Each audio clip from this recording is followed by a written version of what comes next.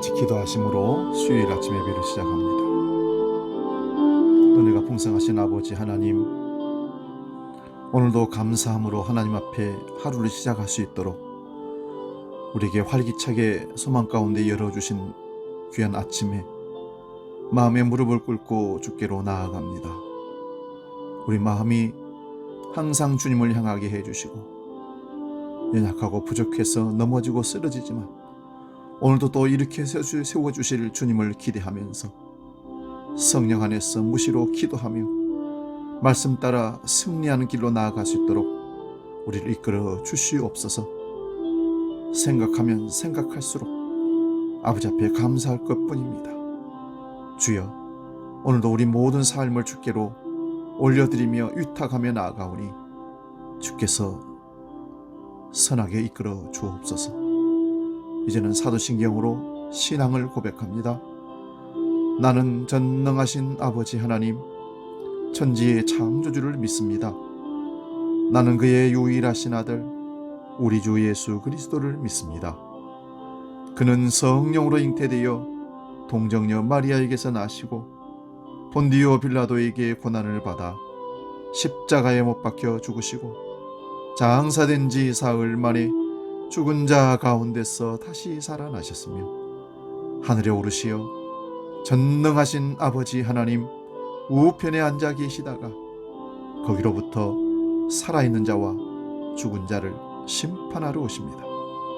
나는 성령을 믿으며 거룩한 공교회와 성도의 교제와 죄를 용서받는 것과 몸의 부활과 영생을 믿습니다. 아멘.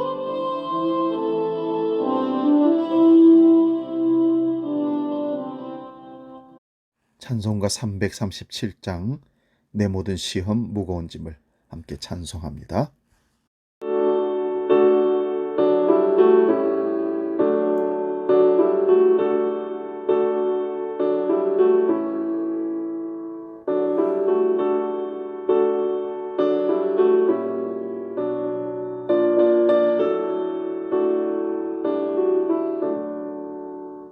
내 모든 시험 무거운 짐을 주 예수 앞에 아뢰이며 근심에 쌓인 날 돌아보사 내 근심 모두 맡으시니 무거운 짐을 나홀로 지고 견디다 못해 쓰러질 때 불쌍히 여겨 구원해 주리 은혜의 주님 오직 예수.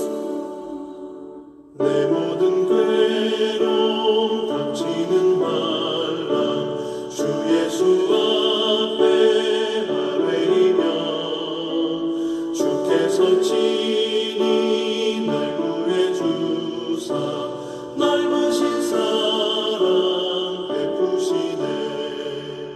무거운 짐을 나홀로 지고 견디다 못해 쓰러질 때 불쌍히 여겨 구원해 주리 은혜의 주님 오직 예수.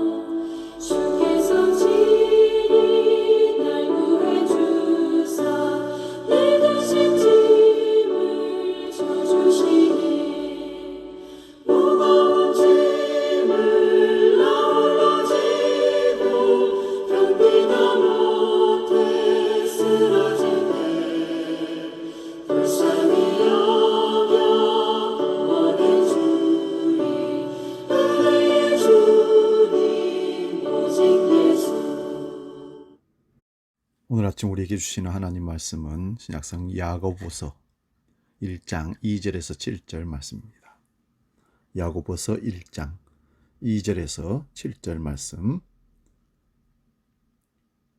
신약성경 370면에 있습니다. 봉독할 때에 살아계신 주님의 음성을 듣기 바랍니다. 봉독합니다. 내 형제들아, 너희가 여러 가지 시험을 당하거든 온전히 기쁘게 여기라. 이는 너희의 믿음의 시련이 인내를 만들어내는 줄 너희가 알미라. 인내를 온전히 이루라. 이는 너희로 온전하고 구비하여 조금도 부족함이 없게 하려 함이라. 너희 중에 누구든지 지혜가 부족하거든 모든 사람에게 후히 주시고 꾸짖지 아니하시는 하나님께 구하라. 그리하면 주시리라. 오직 믿음으로 구하고 조금도 의심하지 말라. 의심하는 자는 마치 바람에 밀려 요동하는 바다 물결 같으리니 이런 사람은 무엇이든지 주께 얻기를 생각하지 말라. 아멘. 봉독한 말씀으로 신앙생활은 인내하는 것, 신앙생활은 인내하는 것, 이런 제목으로 말씀을 상고합니다. 신앙생활의 실상은 인생 끝부분에서 공개되는데 적나라하게 하나님과 사람들 앞에 드러납니다. 제럴드 시처라는 목사님이 쓴 하나님의 뜻이라는 책에서 신앙생활은 마치 여행과 같다라고 표현합니다. 여행과 같다라는 말은 늘 아는 길을 가는 것이 아니라 전혀 모르는 곳을 가보고 모르는 사람과 사건을 만나는 과정에서 나의 실력과 나의 준비된 만큼 내가 처음 만나는 그 환경과 조건을 대응하게 된다는 것입니다. 신앙생활은 해결이라는 것이 아니라 대응과 반응이라는 자세로 나타납니다. 신앙생활을 몇 가지의 성공적인 공식으로 해결할 수 있다고 믿으면 결코 안 됩니다. 신앙을 무슨 수학이나 과학처럼 어떤 원리 공식을 발견하고 그 공식에 따라서 우리 삶을 대입하면 답이 딱딱 떨어져 나오는 식으로, 예를 들면 행복한 삶의 7가지 비결 등등 이성적으로 명확하게 결코 설명되지 않은 것이 신앙생활입니다. 다시 말씀드리면 신앙생활은 언제나 이게 뭔가 하는 생각이 드는 겁니다. 평생을 신앙생활하면서 성경을 연구하고 설교로 가르치지만 지금까지도 신앙생활이 내 머리로 명확하게 이해되지 않습니다. 무슨 문제를 만나면 이게 뭔가, 어떻게 해석해야 되나 의아하게 여겨지는 것이 사실입니다. 제럴드 시처 목사는 하나님의 뜻이라는 책에 보면 교통사고로 자기 어머니, 아내, 딸을 동시에 잃습니다. 그때 자기가 제일 듣기 싫었던 말은 주위 사람들로부터 하나님의 뜻이 있으실 거야 하면서 자기를 위로해 주는 말이었다고 합니다.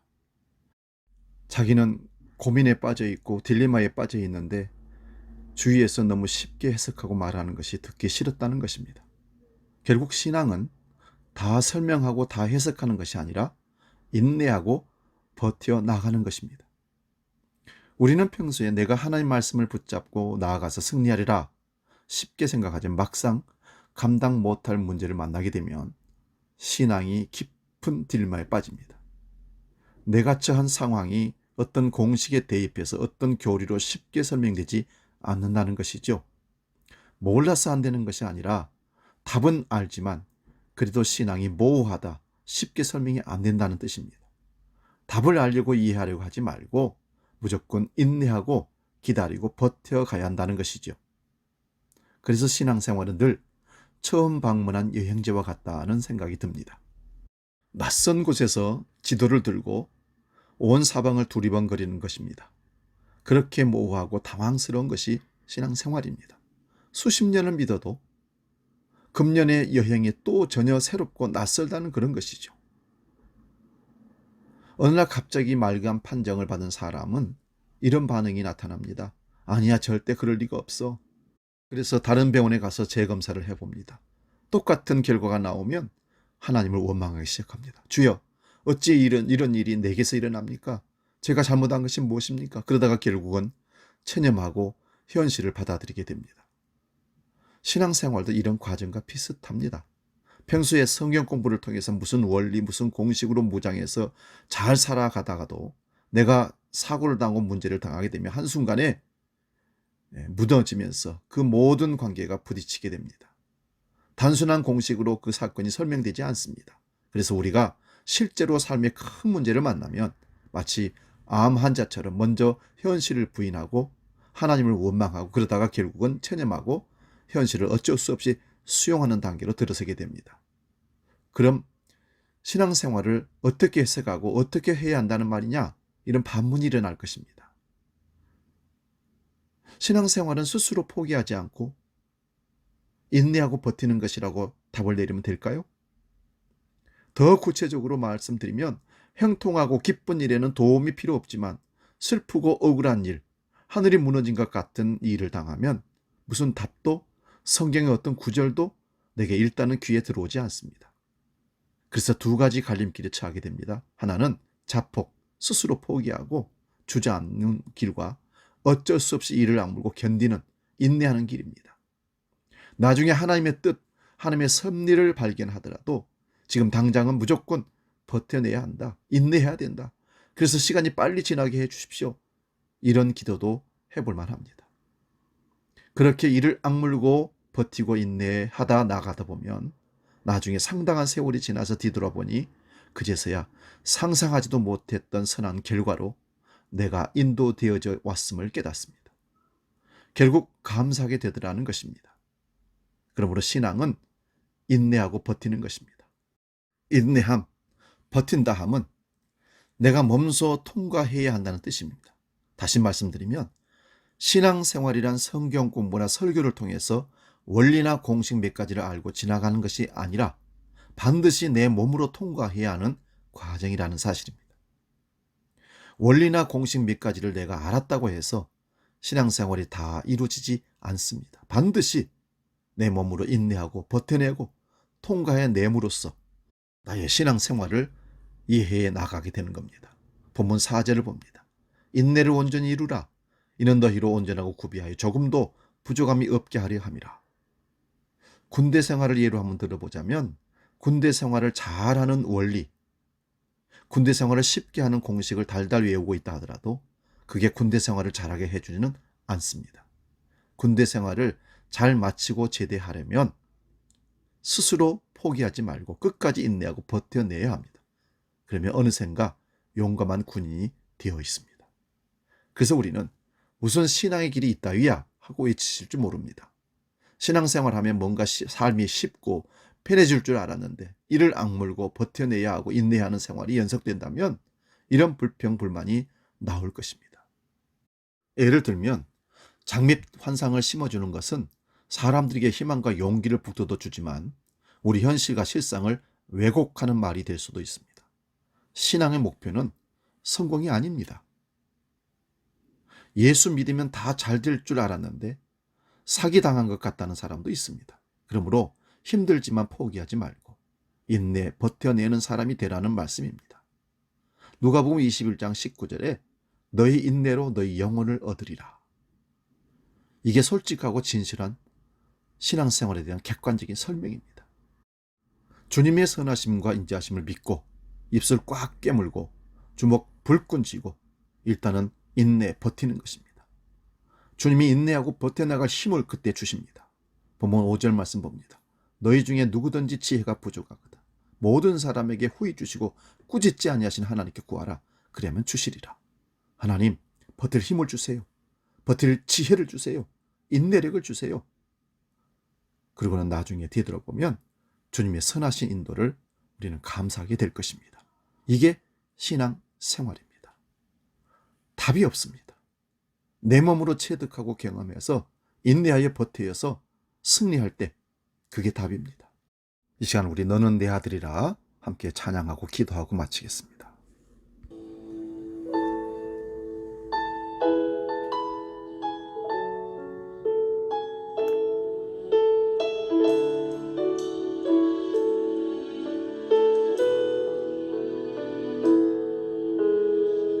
힘들고 지쳐 난감하고 넘어져 일어날 힘 전혀 없을 때에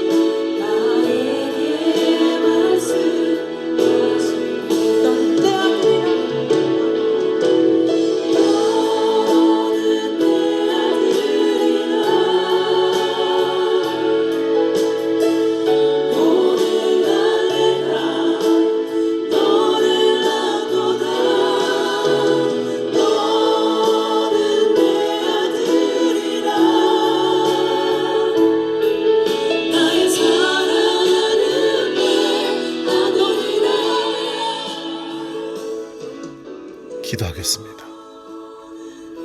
오늘도 우리를 여전히 붙들고 계시는 주님, 신앙은 인내하는 것이다, 버티는 것이라 하시는 것을 우리로 하여금 받아들이게 하시고,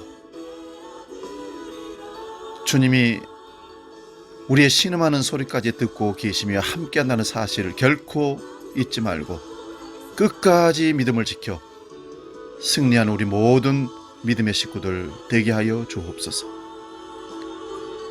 오늘도 비록 힘들고 어렵고 낭망하고 지쳐 쓰러져 갈지라도 그곳에서 여전히 내가 감당할 수 있는 것은 그저 인내하고 버티는 것뿐이라는 사실을, 주님을 끝까지 믿고 바라는 믿음 가운데 나아가는 우리 모두가 되게 하여 주시옵소서. 이제는 우리 주 예수 그리스도의 은혜와 아버지의 크신 사랑과 성령님의 감동, 교제, 역사 충만케 하심이, 신앙은 인내하는 것, 버티라는 사실을 믿고 끝까지 믿음의 경주를 놓치지 않고 승리하며 나가기를 원하는 모든 믿음의 식구들 머리 위에 영원히 함께 계시기를 간절히 축원하옵나이다. 아멘.